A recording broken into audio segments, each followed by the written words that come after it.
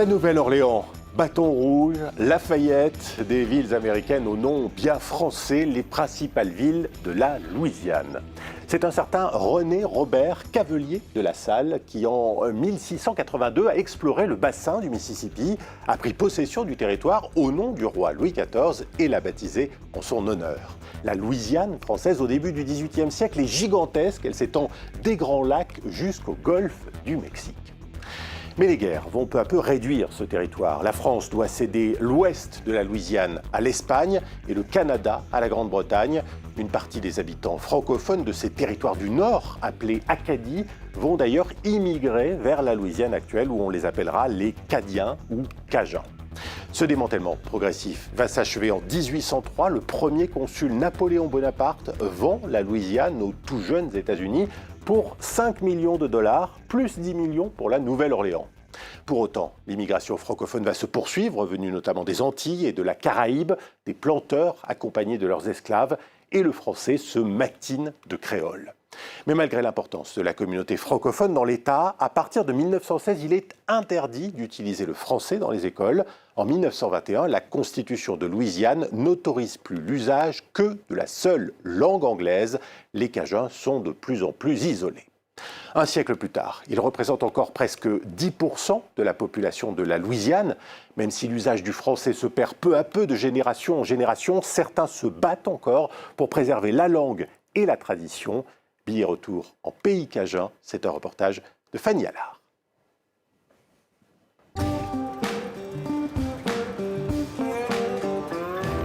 La Louisiane, terre d'aventure. Ici, les influences sont créoles, françaises, indiennes et acadiennes. Mais la francophonie est aujourd'hui ce qui unit les Louisianais. Près de Lafayette, dans le sud de l'État, on parle français avec un accent d'ailleurs, le français cajun, du nom donné à ce peuple des Amériques qui vit ici depuis 3 siècles. J'ai trouvé un grand groupe de mouches à miel là-dedans, un grand beehive avec les big honeycombs, c'est cool. Jourdan Thibodeau est un enfant de la Louisiane. Il a construit cette ferme il y a plus de 10 ans dans les Marais et vit ici avec sa femme et ses 2 filles, à quelques kilomètres seulement de ses parents. Il y a une chanson, La valse d'héritage. Il dit j'étais Cadien quand j'étais né, il sera Cadien quand je vais mourir. Quand j'étais petit, j'ai fait mon idée, un jour, quand je suis grand, j'aurai un ferme. J'aurai des vaches et des moutons et tout ça. Ce rêve, Jourdan l'a réalisé en travaillant dur. Élevé par une grand-mère qui lui a transmis le français, quand il parle de ses concitoyens, il les appelle les Américains. Un tas de jeunes qui veulent d'être plus et plus comme les Américains. Parce que c'est plus cool, you know? Et c'est plus accepté. Mais moi, je préfère d'être ça que je suis que quelque chose d'autre. Pour la génération de nos parents, c'était pas une bonne chose d'être Cajun. T'étais pas intelligent, t'étais, you know. C'est juste comme la manière que les Mexicains sont traités à cette heure, c'était comme ça pour nos parents. Et c'est pour ça qu'il a essayé d'être, you know. Et il a oublié un tas les traditions et la langue. Jourdan est un cow-boy des marécages. Quand il ne chasse pas le crocodile, il élève du bétail et monte à cheval, loin des villes. C'est sa manière de défendre son héritage, perpétuer les traditions. Pour moi, c'est juste de continuer d'être comme mon grand-père était, comme ma grand-mère était. C'est juste vivre la vie, vivre la couture. Je vais continuer les mêmes manières avec ma petite femme, je vais parler ma langue avec mes enfants. On va prier tous les soirs. Je ne vais pas aller, 10,000 miles d'ici pour manger des Burger King, you know. Les McDonald's, c'est rien à moi, you know. Autrefois, le sud de la Louisiane était majoritairement francophone, car les Cajuns sont des descendants des Acadiens. Ces Français du Canada, chassés par la couronne britannique au milieu du XVIIIe siècle, et qui migrèrent vers la Louisiane et ses milliers d'hectares de bayous. des bras d'eau du Mississippi qui scindent la terre partout dans le sud de l'État. Norbert Leblanc vient de cette lignée. Je vais te montrer un gros chêne. Le plus gros chêne du sur le bayou. Il n'y a pas des plus gros que ça. Celui-là, il a peut-être 500-600 années, d'après moi. Comme ses ancêtres il y a 300 ans, Norbert n'a jamais quitté le bayou. Mon papa est né ici, ma maman est née ici. Moi, j'ai tout le temps fait une vie sur le bayou, une salle. J'ai coupé des cônes à la main pour mettre dessus le wagon avec mon grand-papa. Longtemps passé, là. C'est pas hier. Pas un recoin de la rivière n'a de secret pour Norbert. À 85 ans, ce vieux Cajun pêche toutes les semaines et chassait encore l'alligator il y a quelques années. Dans le bayou, les crocodiles sont plus nombreux que les hommes. Ils peuvent mesurer jusqu'à 4 mètres et vivre 30 ans. J'ai tué un top. Le prix était bon. 80 $ pour un tiers de mètre. Aujourd'hui, c'est 5 $. Paye pas. Norbert parle français car c'est sa langue maternelle, mais il le pratique peu. Quand il était enfant, ses professeurs lui ont interdit de le parler à l'école. Quand j'ai premier commencé, c'était en français, puis là, après ça, le premier grade, ça, ils ont n'a pas moyen de parler français. Ici, le gouvernement dit no French. C'était dur parce que tu vois, ils ont eu pour commencer à parler l'anglais. C'était pas quelque chose qui était vaillant ici, l'anglais. À partir de 1921, la Louisiane a mené une vaste campagne d'assimilation dans le but d'américaniser l'État.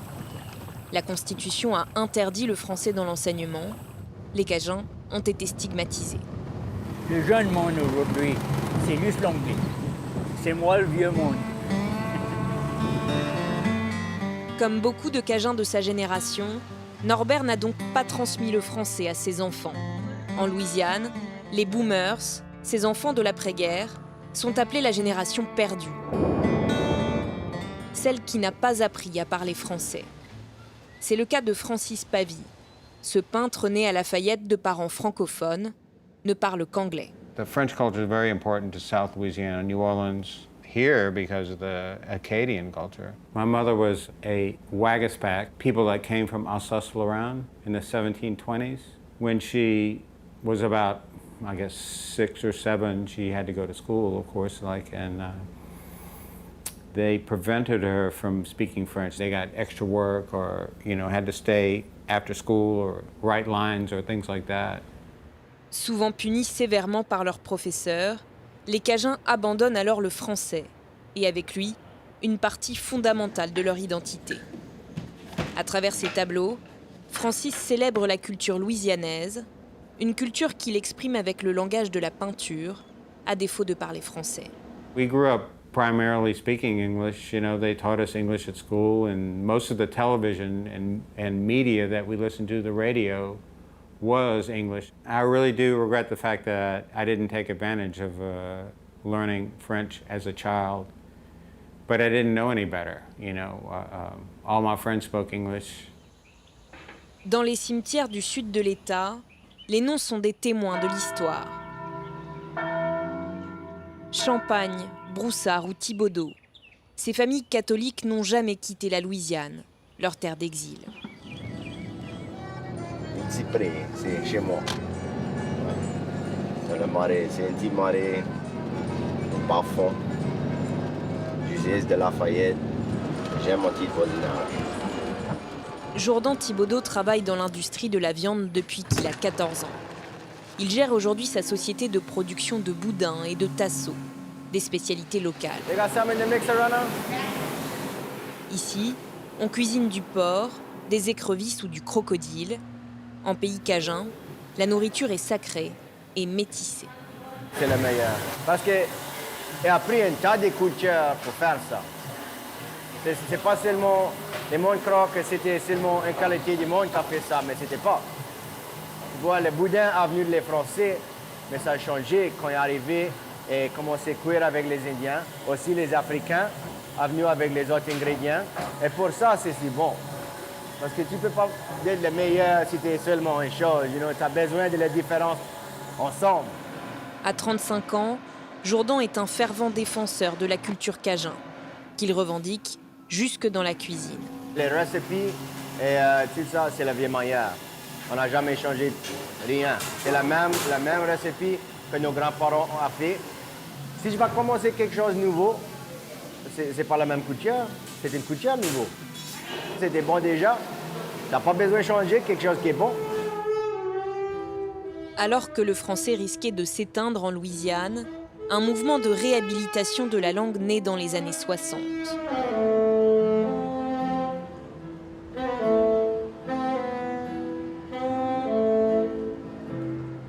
Des programmes d'immersion franco-anglais se développent dans les écoles et permettent à une jeune génération de Louisianais d'apprendre le français.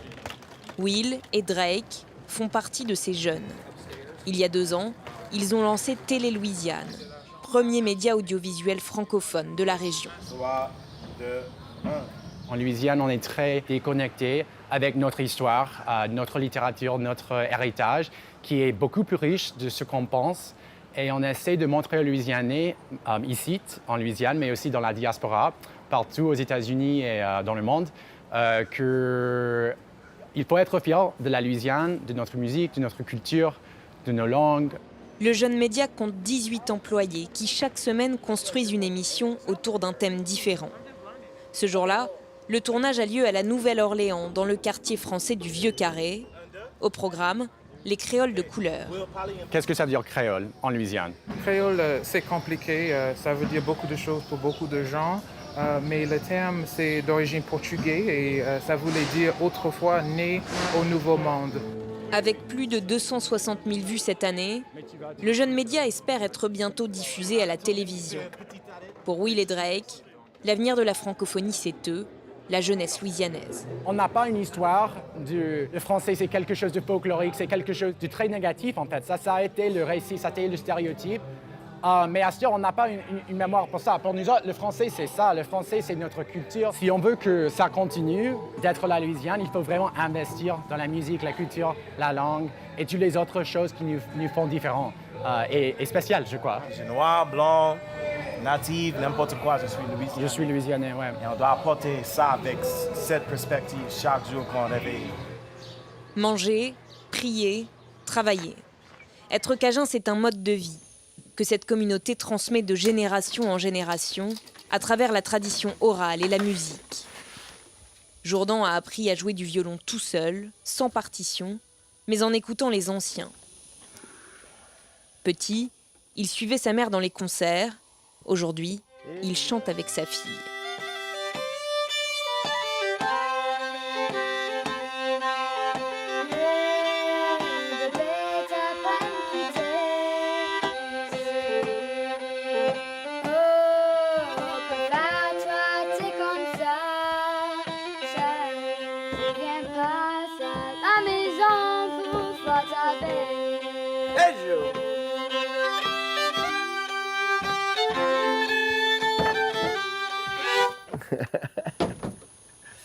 Mon papa a toujours dit qu'on est la dernière personne qui parle anglais dans la Louisiane. Qui parle français dans la Louisiane. C'est une vraiment importante langue pour nous. Oh yeah? All right.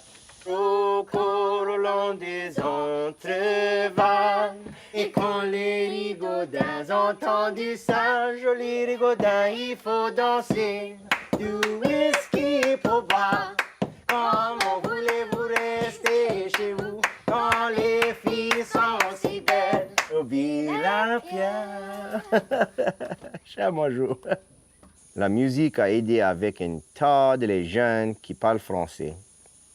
J'ai appris un tas de la musique. Et aussi, c'est juste une grande chose que tu peux pas refuser. C'est dread là. Et c'est dans ton cœur. Moi, j'ai fait mon idée que je vais chanter en français parce que il y a assez de monde qui chante en anglais. C'est assez. Les vieilles chansons que j'aime, c'est tout en français. Et ça sent mieux.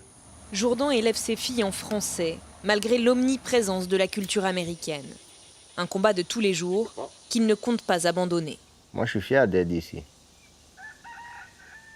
Si ça ne va pas comme je veux, avec les autres, avec la prochaine génération, ça ne sera pas mon faute. Moi, j'ai fait mon job. J'ai continué avec mes enfants. Et quand même, ils sont la dernière, ce n'était pas moi qui étais la dernière. C'est mon responsabilité. Ça ne va pas mourir avec moi. Et chaque fois que j'entends mes filles préparer le français, quelque chose, ça me fait fier. Mais je crois que le plus important, c'est la langue. Que sans ça, on n'a rien. Il y a 40 ans, on comptait à peine 100 000 francophones en Louisiane. Il y en aurait plus de 250 000 aujourd'hui. Les Louisianais se voient comme un peuple, citoyens des États-Unis, mais dépositaires d'une identité qu'ils promettent de défendre à tout prix. La Louisiane, un peu de vieille France au Nouveau Monde. Et voilà donc pour ce reportage en Louisiane, un reportage que vous pourrez retrouver bien sûr sur france24.com. Je vous dis à très vite pour un nouveau numéro de Billets Retour.